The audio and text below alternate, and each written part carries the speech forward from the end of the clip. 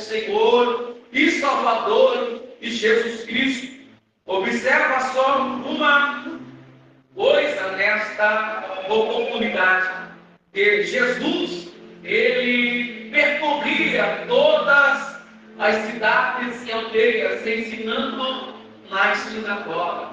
Então, quando nós olhamos para o nosso mestre, o nosso Senhor, ele percorria todas as cidades.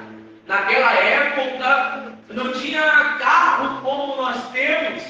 Naquela época não tinha uma moto, irmão Joel, como a gente tem para andar hoje. Não tinha nem sequer uma bicicleta. Naquela época era sobre camelos, na verdade, jumentos, cavalos, né? E eles percorriam por toda a terra. Louvado seja o nome do Senhor. E Jesus, irmão, ele vai observar o seguinte: ele vai observar, meus irmãos, que a multidão é uma multidão grande, o povo é grande, é muita gente para cuidar, é muita gente para alimentar, é muita gente para ensinar, é muita gente para discipular, é muita gente para ensinar. E Jesus vai dizer: na verdade, a seara é grande, mas são poucos os ceifeiros. Rogai, pois, ao Senhor da seara que envie ceifeiros para a sua seara. O que é que quer dizer isso? Depois eu volto para aplicar o texto.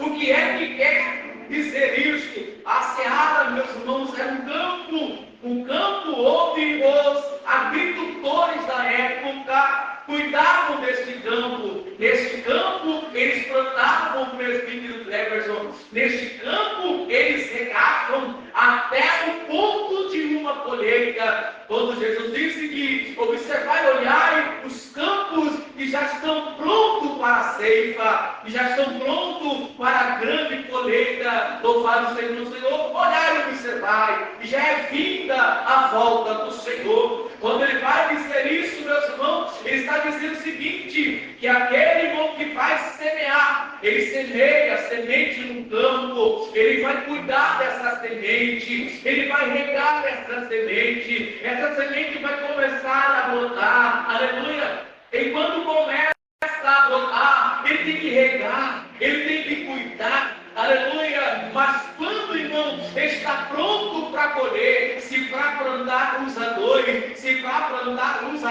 3, 4, quem já observou, irmão, a plantação da banana, quando, irmãos, o patrão ele quer que a sua fazenda se forme, ele começa a contratar muita gente para a plantação de banana, não é? Ele começa a contratar, ele vai contratando, ele coloca 5 para cavar, ele coloca mais 5 para jogar esteira, adubo ou 3 para diminuir adubo, e depois vem alguém atrás, vamos para aterrar a muda da banana, e depois que ela começa a crescer, irmão, tem que regar, o Senhor manda chuva para regar, tem que cuidar, tem que adubar, tem que cuidar das folhas, tem que, quando começa a cachear, tem que cuidar do cacho, tem que trazer produto para clarear a fruta, produto para engordar a fruta, adubo, pronto, né? Isso é um campo, aleluia. Isso é uma plantação. E só que Jesus está dizendo aqui, nesse momento agora, que este campo, aleluia, já estava pronto, meus irmãos, para ser colhido. Esse é o campo. Naquela época plantava-se trigo, naquela época plantava-se milho, naquela época plantavam muitas e muitas coisas. Naquela época, louvado seja o nome do Senhor e Salvador de Jesus Cristo. Então Jesus, quando olhou para a multidão, meus irmãos, ele disse: olha, a seara na verdade é grande, mas são poucos os ceifeiros. Observa só, no versículo 35, que percorria Jesus. Quando Jesus percorria, como eu estava dizendo no começo, quando Jesus percorria, não era assim de um carro, dentro de um carro, dentro de uma moto. Jesus percorria às vezes a pé, né? Às vezes a pé.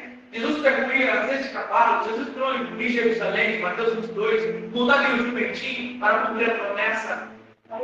Jesus andava por todos os lados. O que eu aprendo aqui com o nosso mestre? O que eu aprendo com Jesus? Primeira coisa, que Jesus, pelo Espírito, ele não estava parado.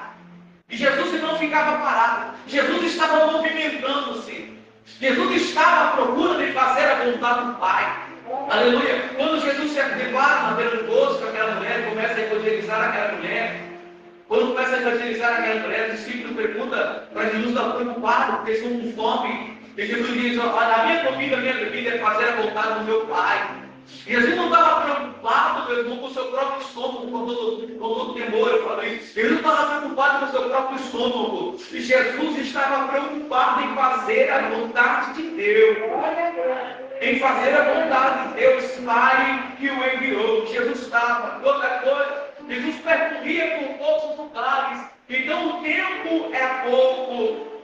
No tempo do seu ministério terreno era pouco. Ele teria que aproveitar todos os momentos da sua vida para pregar, para evangelizar, para ensinar, para curar os enfermos, para libertar os oprimidos, porque havia sobre ele uma promessa de resgatar a humanidade, aproximar a humanidade perante o Pai. Então Jesus não perdia tempo. Quem está entendendo, diga glória. Jesus ele não perdia tempo. Jesus aproveitava todo o tempo. Todo o tempo Jesus estava conectado com o Pai. Estava conectado com o Pai, fazendo a vontade do Pai. Jesus, a minha sogra está enferma. Vamos lá. Vamos, coloque a mão na mulher e cura a mulher. E Jesus, a minha filha está moribunda à beira da morte. Lá vai Jesus ressuscitado. Entendeu? Jesus, o seu amigo lá não está morto, está pregado. Está, espera um pouquinho, bateu para esse lado. Foi, estava morto, Jesus ressuscitou. Jesus percorria por todos os lugares. Então Jesus ele nos dá um exemplo que nós não devemos parar no meio da caminhada. Jesus nos dá um exemplo que nós não devemos parar no meio da caminhada. Não, nós não podemos parar, por mais que seja difícil a situação, por mais que a situação esteja agravante, nós não podemos parar. Nós temos que persistir, porque Jesus não parava. Jesus, ele percorria. Diga glória ao nome do Senhor. A Bíblia diz, irmão, a Bíblia diz que aquele que lança a mão barato e olha para trás, não é digno de entrar no reino dos céus.